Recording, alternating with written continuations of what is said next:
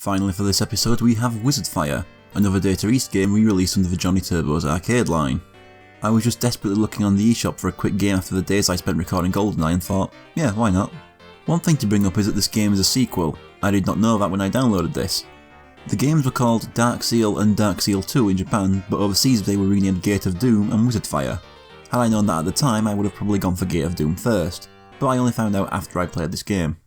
So the game is set in the Empire of Gaul when in the year 355 AD, 4 heroes showed up and defeated some evil army, but now they're back. There's these two shadowy evil guys talking about raising an undead army by killing 101 innocent people and unlocking the Dragon Shrine.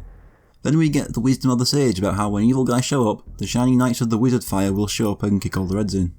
So let's start the game. There are 5 playable characters, meaning I'll be playing the game 5 times. Like with Final Fight, I'll alternate footage of characters between levels. Lucky for me, the game has exactly 5 levels so I can focus on them all equally. We get our heroes overlooking the destruction and blaming this guy Volov, who I assume is the villain of Gate of Doom. Also, this game has voice acting, and for English voice acting in a 1992 Japanese arcade game, it's not as bad as you'd expect. There's a likeable cheese to it. Walk out in the area, I hear rumors that Volov might still be nearby. I'm here! So Volov announces his presence and we begin our first stage, a village with me playing as the knight, Karl F. Greystone. I'm also accompanied by my long-suffering player 2 as the elf in this playthrough. Karl flies with a big morning star that'll swing forward and then in a circle. As you can see, the standard undead enemy types like skeletons and even stuff like mushrooms and jellyfish are around, and there's chests to destroy for point-giving treasure. After just a little bit we reach the other side of the village and cross a drawbridge to fight our first boss, the dragon Volov is riding. It breathes fire and flies around. Player 2 is turned into a chest for a bit when the magic bar fills. One thing about Karl's gameplay is that he can actually charge his attack by not attacking for a few seconds.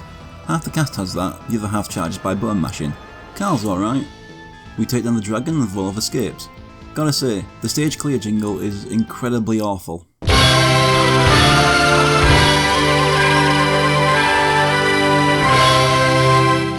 We announce our intent to follow him and continue to stage 2. We leave the castle and into the rest of the village. Here I'm playing as Freya Ederne, the wizard. Her main attack is called the Blue Pillar Flame. Hers is also charged by not attacking. Her magic bar fills and she turns into a fire that spits fireballs. Another spell I get to fill in the meter is turning into a cloud shooting lightning at everything. At the end of this bridge I meet this wizard and his 2 slime friends. His health bar is puny though and he doesn't take that long to take down. Freya's also fun enough to play as. I break open the sense behind him and move on into the mist swamp. You may have noticed Freya speeding up with after images and the like. You can see the boots and armour above a life bar. These are upgrades that can be found throughout the levels. You're also given some automatically after returning from death. I cross the bridge taking on insects and tumbleweeds and getting the confusion status which messes with my controls. I also get a rain spell from my magic bar which creates a circle of water that spreads out. At the end I meet up with the wizard again who turns into this massive tree spitting explosive seeds at me. There's also the fly traps by the roots spitting enemies at me that don't last long. Once its health is gone, which doesn't take long, it bursts into flames and I move to the next level, where we get one of my favourite lines.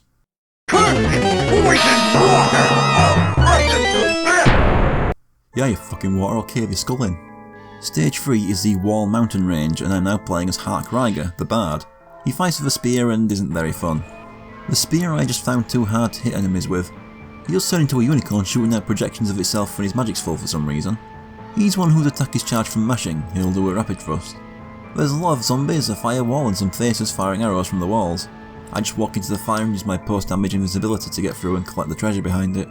I go along the bottom at the fork with the rain spell taking most things out. Down here there's just a crushing wall and behind it some treasure. Going up at the fork I get ambushed by precursors of the Kako demon from Doom. After that I go down these stairs to face the mini-boss which transforms into a copy of yourself. It takes a few hits, teleports behind me and takes some more hits until it dies. I then go deeper. Right away in the next area I get a wind spell that turns me into a tornado so I can just make contact with enemies to damage them. Rather than going across these moving platforms I break open this wall and take the upper route where all the treasure is. There's spears coming out of the walls but I don't really care. I also get turned into a pig for a few seconds. When I make it to the end of this room I end up in a fight with the skeleton of Volov's dragon. It breathes blue fire and throws a pair of fireballs from its hands. After losing a third of its health it falls apart and each part tries chasing me down before reassembling. That's pretty much it for the moveset and I take it down. The party sees the enemy's castle floating in the sky. Freya says there's an icon in the cave of Akbal that can transport them up. So for stage 4, the Canaan Desert, I'm playing as the elf, Edmina Josestar.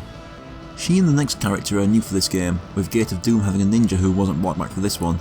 Like Hark, she has a rapid attack by button mashing, but her swings also send out magic waves to add more range. I found her more fun than Hark anyway. I've got to find 2 stone tablets in this desert. The first one I find just walking to the left. After walking so far in one direction I get lost in a sandstorm and dropped off elsewhere in the desert. After a couple more sandstorms I find the second tablet and a compass appears on screen to point me to the cave. It's not very far away. I take out the oblivious guards and make the entrance to the cave appear. Inside, another wizard appears and activates these 2 gargoyles. All 3 are damaged by me attacking this orb in front of the wizard. Once they're dealt with, I enter the next room filled with mummies. While exploring one of the upper rooms, I get to use this boulder spell, which just turns me into a jumping boulder. Landing damages every enemy on screen. In the room next to it, I get this Medusa spell, which lets me shoot petrifying eye lasers. It can also blow up walls. At the end of the room, I enter this arena, where 2 wizards enter the bodies of these golems. Only attacks to the head can damage them, and as you can see, they have one of these final fight boss life bars that starts a different colour and doesn't show any indication of lowering health for a while. The golems themselves have flamethrower hands, can punch and cause an earthquake by hitting the ground.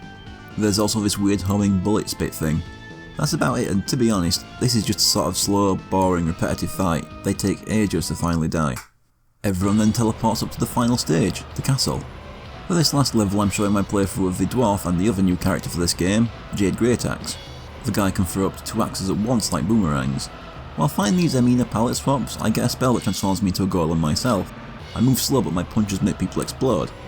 Jade can also charge up by not attacking for a second. He's okay, still better than Hark. To be honest, none of the characters are amazingly fun or anything, especially at this point in the game where they're just overloading the screen with enemies to take more of your money in the arcade. I enter the castle itself and meet Volov. He welcomes us and sets Zolas, a giant spider with a woman's head, on me. She tries ramming into me, shooting webs and birthing smaller spiders.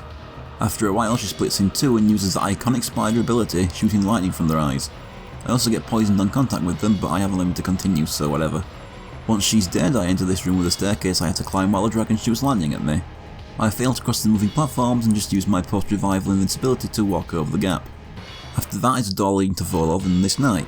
He refers to me as having met his partner before, so maybe this isn't Volov but some new evil wizard man? I don't know, and the game isn't very clear on it at all. Volov has a barrier and summons little meteors down from the sky. A few axes thrown at him destroys the barrier and gives the chance to damage him.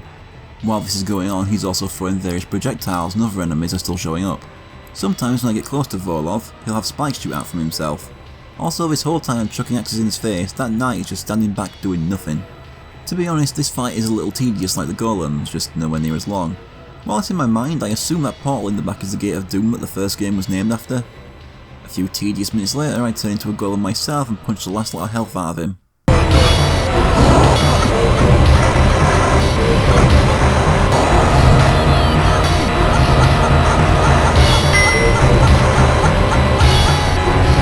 The rest of the party shows up and Freya starts casting a spell. Everyone is teleported out of the castle as it starts crumbling. Looks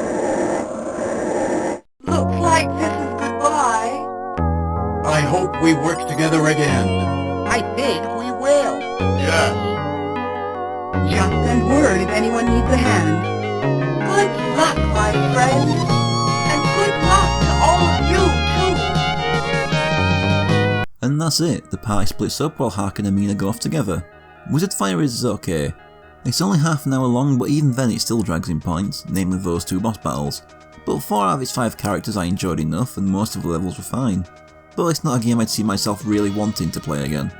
If you see enough of the cheap, I'd say give it a try. It's an alright half an hour, but even doing 5 playthroughs it wasn't really worth the £7.10 I paid for it though.